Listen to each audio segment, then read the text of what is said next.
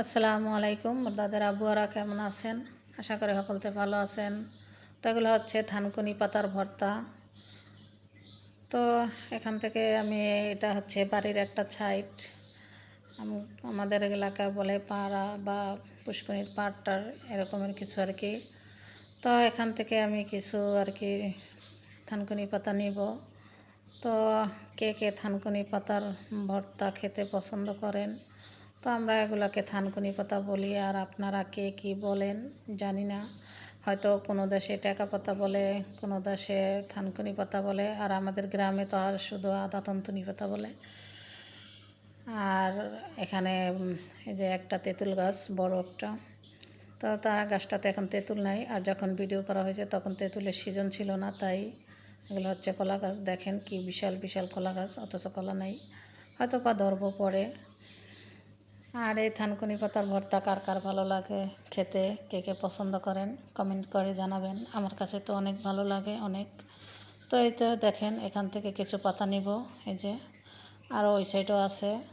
তো পাতাগুলো নিয়ে ভালো করে বাচ্চা পরিষ্কার করে যে ধুইয়া পরে কাটতে নিলাম। এই যে অনেক কুচি কুচি করে কাটতে হয় এই পাতার ভর্তা, নয়তো মিশ হয় না।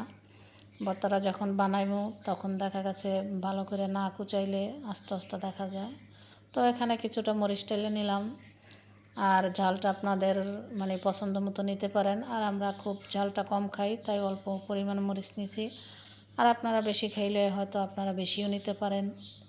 আর এখানে কিছু পেঁয়াজ কুচি, লবণ, তারপর টালা মরিচ, এগুলো দিয়ে আমি ভালো করে আর কি মিশাইয়া নেবো, মরতে নেবো।